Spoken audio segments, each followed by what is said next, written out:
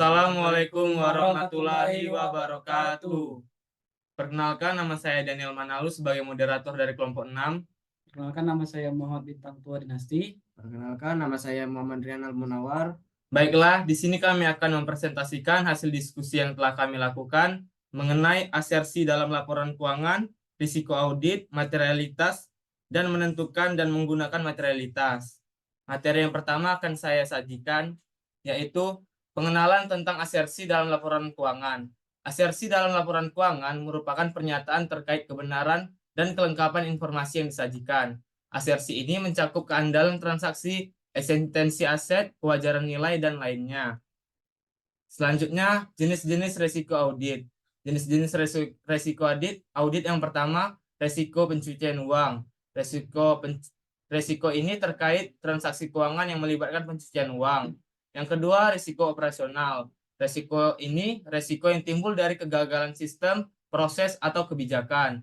Yang ketiga, risiko kecurangan. Risiko ini terkait adanya kecurangan dalam penyajian informasi keuangan.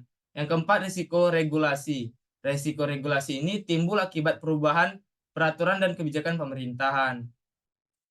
Selanjutnya, pentingnya risiko audit dalam menilai asersi. Yang pertama, mendeteksi kesalahan.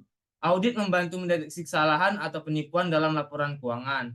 Yang kedua, menilai keandalan. Risiko audit membantu menilai keandalan dan kewajaran dari asersi yang terdapat dalam laporan keuangan. Yang ketiga, memastikan transparansi. Pentingnya risiko audit adalah untuk memastikan transparansi dan keakuratan informasi yang disajikan. Selanjutnya, faktor-faktor yang mempengaruhi risiko audit. Yang pertama, kompleksitas bisnis. Kompleksitas bisnis ialah perusahaan dengan operasional yang kompleks dan tersebar cenderung memiliki risiko audit lebih tinggi. Yang kedua, perubahan regulasi. Perubahan hukum perpajakan atau peraturan industri dapat meningkatkan risiko audit. Yang ketiga, risiko kecurangan, yaitu reputasi perusahaan, manajemen, dan sejarah kecurangan dapat berpengaruh pada risiko audit.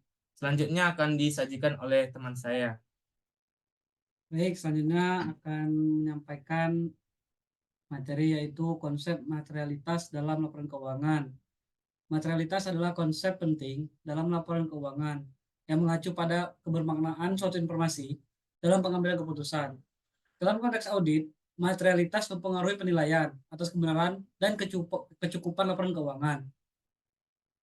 Selanjutnya, yaitu menentukan materialitas dalam audit. Yang pertama, itu adalah tingkat signifikan.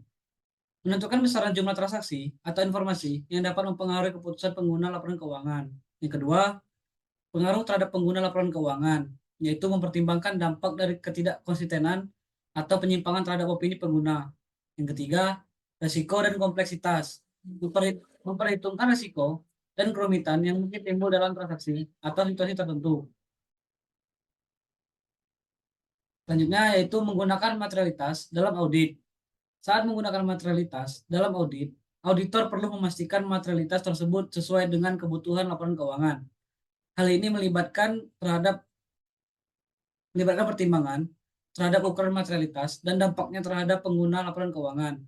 Yang pertama, materialitas juga digunakan sebagai pedoman dalam menilai kesalahan yang mungkin terjadi dan untuk menentukan profesi yang wajar. Yang kedua, yaitu penggunaan materialitas yang tepat dapat membantu dalam menyajikan informasi keuangan yang relevan.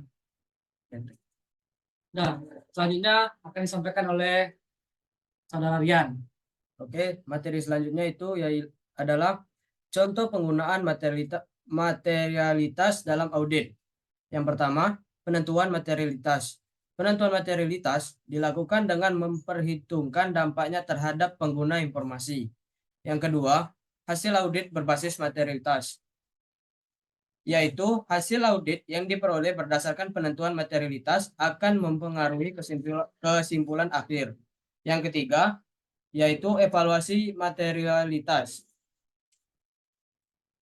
Evaluasi materialitas dilakukan secara berkala untuk memastikan konsistensi selama progres audit berlangsung. Materi selanjutnya yaitu tantangan dalam menentukan dan menggunakan materialitas.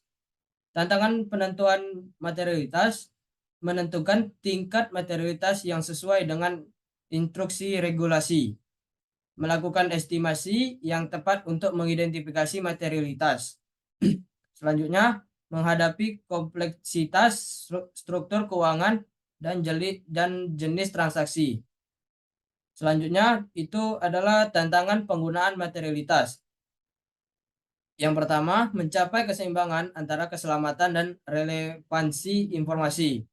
Selanjutnya, mendapatkan pemahaman yang dalam tentang karakteristik entitasnya.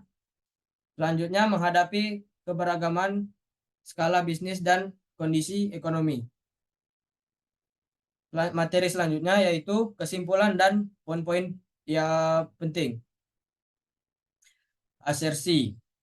Asersi ialah penting untuk memastikan kebenaran informasi keuangan. Resiko audit. Resiko audit perlu diidentifikasi dan dievaluasi dalam setiap audit. Materialitas. Materialitas ini ialah digunakan untuk menentukan keberhasilan audit dan kepercayaan pemakai laporan keuangan.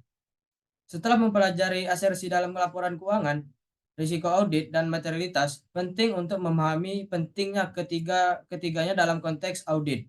Keberhasilan audit dan kepercayaan pemakaian laporan keuangan sangat bergantung pada pemahaman dan pengelolaan aspek-aspek ini dengan baik. Baiklah, itu saja materi yang dapat kami sampaikan mengenai asersi dalam laporan keuangan, risiko audit, dan materialitas. Sekian dari kelompok kami. Terima kasih. Assalamualaikum warahmatullahi wabarakatuh. Selesai recording. Serius.